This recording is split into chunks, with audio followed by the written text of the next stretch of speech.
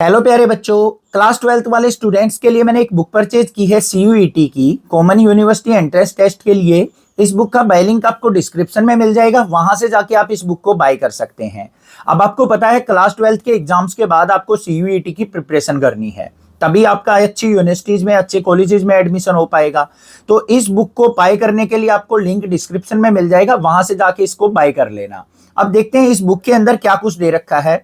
सबसे पहले बात करें तो यहाँ पे 1150 प्लस MCQs दे रखे हैं। आपको पता है एग्जाम के अंदर मल्टीपल चॉइस क्वेश्चन आने वाले हैं और नेगेटिव मार्किंग भी होने वाली है। कैसा क्या पैटर्न रहेगा, क्या सिलेबस रहेगा, अभी इस वीडियो के अंदर हम डिस्कस करेंगे। सबसे पहले यहाँ पे क्या दे रखा है ओसवाल वालों ने, scan the QR code inside to take online test for self assessment. अपनी प्रिपरेशन को देखने के लिए आप क्या कर सकते हैं, अंदर दिए हुए QR कोड को स्कैन कर सकते हैं और सेल्फ टेस्ट आप ले सकते हैं। अब देखते हैं इसके अंदर क्या कुछ दे रखा है बुक के अंदर। सबसे पहले बात करते हैं बच्चों सिलेबस की। सिलेबस के अंदर आपके यहाँ पे सेक्शन ए के अंदर क्या आएगा, पहले ऊपर देख लो। यहाँ पे there will be one question paper which will contain two section, section A and section B. Section B1 के अंदर क्या होगा, सेक्शन ए के अंदर क्या होगा और B2 के अंदर क्या होगा वो अभी देखते हैं। सेक्शन ए के अंदर 15 क्वेश्चन होंगे जो कि मैथमेटिक्स और अप्लाइड मैथमेटिक्स के अंदर होंगे। Will be compulsory for all the candidates. अब घबराना नहीं है कि आपने तो मैथमेटिक्स पढ़ रखा है, अप्लाइड मैथमेटिक्स नहीं पढ़ रखा, तो आपको यहाँ पे एक सब्जेक्ट चूज करना पड़ेगा। या तो आप अप्लाइड मैथमेटिक्स के क्वेश्चन करेंगे या फिर मैथमेटिक्स के करेंगे। सेक्शन B1 के अंदर 35 क्वेश्चन होंगे mathematics, out of base 25 question need to be attempted. 35 में से 25 क्वेश्चन आपको अटेम्प्ट करने हैं। सेक्शन B2 के अंदर भी 35 क्वेश्चन होंगे अप्लाइड मैथमेटिक्स के, उनमें से भी आपको 25 क्वेश्चंस अटेम्प्ट करने हैं। ठीक है, अब सिलेबस देख लेते हैं। सेक्शन ए के अंदर अलजेब्रा है, कैलकुलस है, integration and its application, differential equation, probability और लीनियर प्रोग्रामिंग। यहाँ पे मैथमेटिक्स के अंदर डीपली यहाँ पे सिलेबस दे रखा है जो कि आपका एग्जाम के अंदर आने वाला है, जो कि आपका CBSE NCERT का सिलेबस है। सेम वही सिलेबस यहाँ पे आपको मेंशन कर रखा है। फिर अप्लाइड मैथमेटिक्स वालों के लिए सिलेबस यहाँ पे मेंशन कर रखा है। आप ये वीडियो पॉज करके आराम से देख सकते हैं क्या सिलेबस है। आगे चलते हैं। उसके बाद आपको ये सिलेबस दे रखा है अप्लाइड मैथमेटिक्स का सारा जो भी सिलेबस है, एक बार मैं आपको दिखा देता हूँ अच्छे से। ये देख लो, सारा सिलेबस मैंने क्लियरली दिखा दिया है आपको। आई होप सारा सिलेबस आपको पता लग गया है। अब उसके बाद देखो यहाँ पे बच्चों क्या चीज दे रखी है मोस्ट इंपोर्टेंट इस बुक में, CUET under graduate mathematics paper analysis for 2022, 23 and 24। जो भी हमारा पेपर का एनालिसिस है ना वो यहाँ पे दे रखा है। रिलेशन एंड फंक्शन से कितने क्वेश्चंस आए वो यहाँ पे मेंशन कर रखे हैं। इनवर्स ट्राइगोनोमेट्रिक फंक्शन से कितने मार्क्स का, मैट्रिसेस के अंदर से डिटरमिनेंट, कॉन्टिन्यूटी एंड डिफरेंशिएबिलिटी, इस प्रकार से यहाँ पे मेंशन कर रखा है कि कौन से ईयर कितने क्वेश्चंस पूछे गए हैं। साथ में यहाँ पे पाई चार्ट की हेल्प से भी आपको दिखा रखा है, फ्रीक्वेंसीज दिखा रखी है कि प्रोबेबिलिटी के अंदर 2022 से 1 क्वेश्चन आया था, फिर 2023 में 2 क्वेश्चन आए, 24 में 3 क्वेश्चन पूछे गए। ऐसे ही यहाँ पे देख लो 3D के अंदर से 22 में पूछे गए थे वही यहाँ पे 4-5 क्वेश्चन, फिर आ गया 1 क्वेश्चन, फिर आगे 2 क्वेश्चन। इस प्रकार से वेरी करता रहता है, ऐसा नहीं है। कहीं आप ये प्रोबेबिलिटी का ग्राफ देख लो कि पहले 1 क्वेश्चन पूछा गया था, फिर 2, फिर 3, अब की बार 4 पूछे जाएंगे।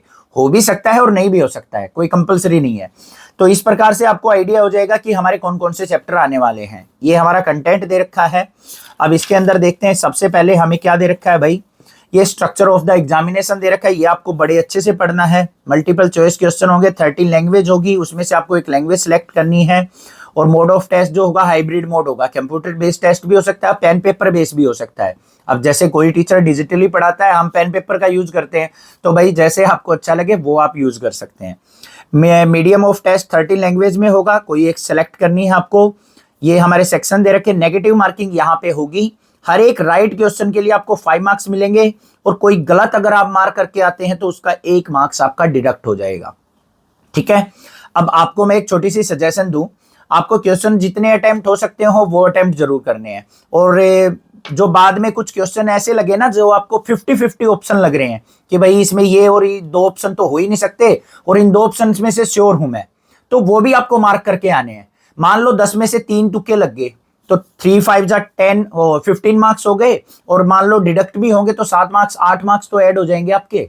ठीक है, ऐसे करने हैं। मतलब कोई क्वेश्चन ऐसा है जिसमें चारों में से कोई आंसर आपको पता ही नहीं है, तुक्का बिल्कुल मारना पड़ेगा, उसको छोड़ सकते हैं क्योंकि वहां पे चांसेस 25% हो जाएंगे आपके ठीक होने के। ये यहाँ पे कुछ इंपॉर्टेंट इंस्ट्रक्शंस दे रखी हैं, ये आपने को पढ़नी है। ये भी इंस्ट्रक्शन फॉर द कैंडिडेट दे रखी हैं, जो भी आपको यूज करनी है, जो कि आपके टेस्ट के अंदर गिवन होती हैं, तो वो यहाँ पे पहले ऑलरेडी दे रखी है, वहां पे टाइम वेस्ट ना करना पड़े। अब यहाँ पे हमारे पास दे रखा है भाई सोल्ड पेपर ऑफ 2024। तो यहाँ पे आपको क्या करना है, पहले आपने तैयारी कर रखी है, अच्छे से बोर्ड का एग्जाम दे लोगे, क्वेश्चन को सोल्व आउट करना स्टार्ट कर दो। कोई क्वेश्चन नहीं आता है तो फिर आप आंसर देख सकते हैं, सॉल्यूशन भी साथ में यहाँ पे दे रखा है। तो ये हमारा क्वेश्चन पेपर है 2024 का, जो कि सोल्ड पेपर है। आप प्रीवियस ईयर पेपर भी देखते रहते हैं CUET के, तो ये हमारा 2024 का पेपर पूरा का पूरा सोल्ड दे रखा है। उसके बाद बात करें हम, यहाँ पे 2023 का पेपर दे रखा है। इसके भी क्वेश्चंस आपको करके देखने हैं, बिल्कुल इजी है। इंटीग्रेशन का क्वेश्चन दे रखा है, पहले इसको पावर को सोल्व आउट करके इंटीग्रेशन करना है, फिर सेकंड क्वेश्चन आ गया, थर्ड आ गया, ऐसे ही आप ट्राई करते रहेंगे पहले, और बाद में अगर कोई किसी क्वेश्चन में कंफ्यूजन आती है तो फिर उसका सोल्यूशन आप चेक कर सकते हैं। आगे चलते हैं भाई, ये देख लो, ये पूरा का पूरा 2023 का पेपर सोल्ड दे रखा है यहाँ पे। फिर रिलेशन एंड फंक्शन आ गया हमारा चैप्टर। इसके अंदर से पहले तो बेसिक्स दे रखा है कि क्या चीज बेसिक्स होंगी, बेसिक कंसेप्ट यहाँ पे दे रखे हैं। उसके बाद इसके मल्टीपल चॉइस क्वेश्चंस आपको देखने को मिल जाएंगे। तो सारे के सारे मल्टीपल चॉइस क्वेश्चन आपको करके देखने हैं एक बार, तभी आपको आइडिया हो पाएगा। और यहाँ पे मेंशन भी कर रखा है कि कोई क्वेश्चन प्रीवियस ईयर का है या NCERT का है, जो भी क्वेश्चन है वो आपको यहाँ पे मेंशन मिल जाएगा। नेक्स्ट बात करें इनवर्स ट्राइगोनोमेट्रिक फंक्शन की, उसका पहले इंट्रोडक्शन, यहाँ पे बेसिक कंसेप्ट आपको समझाए गए हैं। उसके बाद आपको इसके मल्टीपल चॉइस क्वेश्चन देखने को मिलेंगे। तो ये हमारे मल्टीपल चॉइस क्वेश्चन हो गए इनवर्स ट्राइगोनोमेट्रिक फंक्शन के।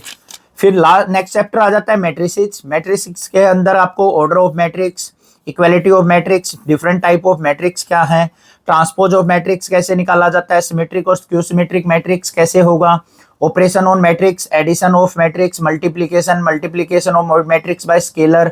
तो ये सारे के सारे ऑपरेशंस और इनकी प्रॉपर्टीज आपको मेंशन कर रखी है, तो ये आपको जरूर पढ़ना है। इन्वर्टिबल मैट्रिक्स क्या होती है, कैसे उसको फाइंड आउट किया जाता है। फिर इसके मल्टीपल चॉइस क्वेश्चन है, कंसेप्ट करने के बाद आपको मल्टीपल चॉइस क्वेश्चन करके देखने हैं, जिससे आपको आइडिया रहे कि हमने कितने कंसेप्ट अच्छे से क्लियर कर लिए हैं, कितने नहीं किए हैं। ठीक है, नेक्स्ट बात करते हैं डिटरमिनेंट की। मैट्रिक्स और डिटरमिनेंट मिलता जुलता चैप्टर है, आपको अच्छा लगता है तो यहाँ पे सबसे पहले डिटरमिनेंट ऑफ ऑर्डर दे रखा है, ऑर्डर 3 दे रखा है, प्रॉपर्टीज ऑफ डिटरमिनेंट दे रखा है, माइनर कोफैक्टर दे रखे हैं। Area of triangle find out करना है तो क्या फॉर्मूला यूज होगा, एडजॉइंट और inverse of A square matrix निकालना है तो वो कैसे निकलेगा, consistency square matrix, inconsistency solution of equation कैसे निकालनी है, वो भी चीजें आपको यहाँ पे इंट्रोडक्शन के अंदर दे रखी हैं। नेक्स्ट चैप्टर की बात करें यहाँ पे तो ये इसके मल्टीपल चॉइस क्वेश्चन हो गए। फिर आ गया भाई कॉन्टिन्यूटी एंड डिफरेंशिएबिलिटी। अब डिफरेंशिएशन और इंटीग्रेशन आपस में एक दूसरे से मिलते जुलते चैप्टर होते हैं, आपको पता है।